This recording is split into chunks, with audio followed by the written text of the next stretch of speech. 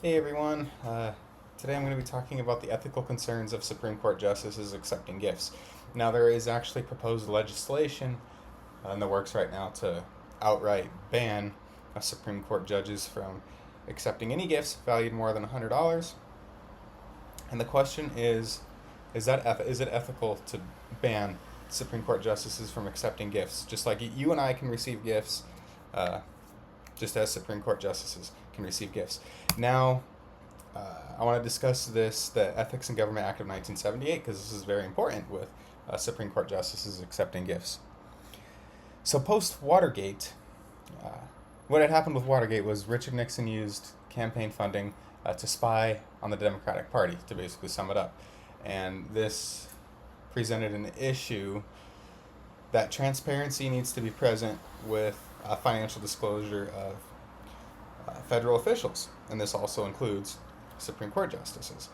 So they basically have to report their annual assets, income, outside it, particularly outside income, outside of their positions. Like some Supreme Court justices are professors, so they have to report that income on these forms. Their investments and gifts. Now, this is done through Form A010, which must be filed every year, and these can be accessed by the public upon request. Now, I'm actually going to pull some up here from this website, Scottish blog. This is Clarence Thomas from 2025. It's kind of boring here. He doesn't have any. He doesn't have any gifts to report. But if we look here at Sonia Sotomayor, uh,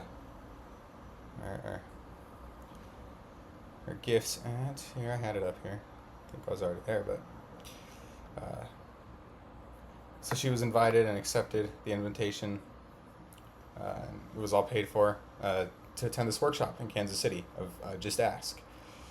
Uh, that's awesome. That can show a community engagement, but you can also look at it as showing potential conflicts of interest. Like, is she going to favor this workshop more if it were to reach the Supreme Court? Now, I don't mean to pick on Justice Jackson here. I just think her report from 2023 is very interesting because she got expensive artwork. Well, I consider this expensive, valued at $10,000 from Lonnie Holly. Concert tickets from Beyonce herself. She gifted Jackson 4 concert tickets to one of her concerts, and then another piece of artwork from another artist valued at $2,500. Uh, should she have accepted these gifts?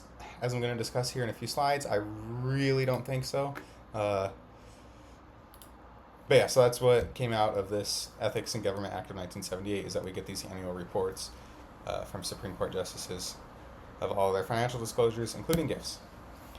Now, the duty of Supreme Court justices. So Supreme Court justices are judges, the highest level court of the United States. They're the final interpreter of the law, of the Constitution. They're appointed for life. Now, they can be fired or kicked out for treason or bribery if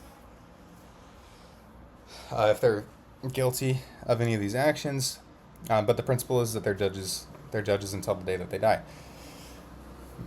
So their legitimacy depends highly on public trust. Public trust is critical for these Supreme Court justices.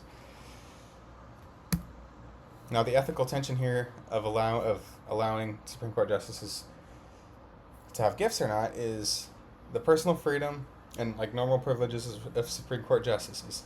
You could argue that they should be able to accept gifts just like you and I. But this also creates an issue of impartiality and public trust. Are they really being fair within the judicial system if they accept these gifts? Like, what would Justice Jackson do if Beyonce were to be involved with a case that were to get to the Supreme Court? Would she favor Beyonce because she's been to one of her Beyonce concerts? I mean, it would be hard to turn down Beyonce tickets, you know. Now, I don't think a virtuous judge would accept these kinds of gifts, especially if it's like luxurious, like concert tickets, or a trip.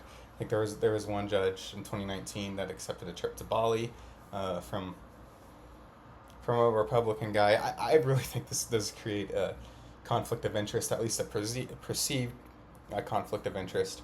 Uh, so a virtuous judge would likely have a difficult time accepting any gifts at all, as their values are backed by integrity, fairness, prudence, and transparency. Which we get the transparency through his annual reports, but no, a principle-based approach, talking about the duty of judges. Judges are expected to be fair and impartial, so they need to maintain fairness in the law.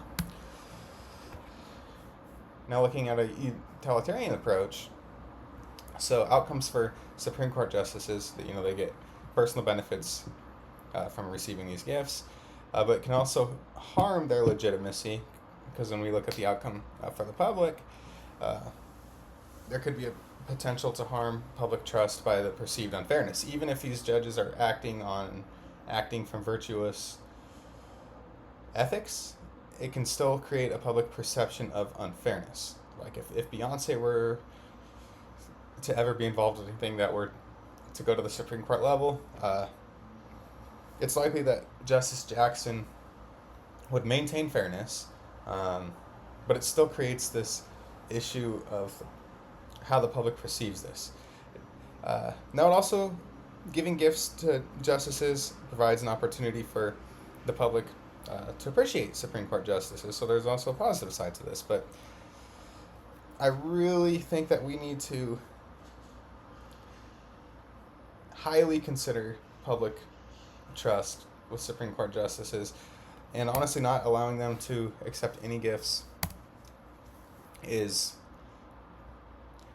the best ethical solution, just because of how important their duty is. Anyways, thank you for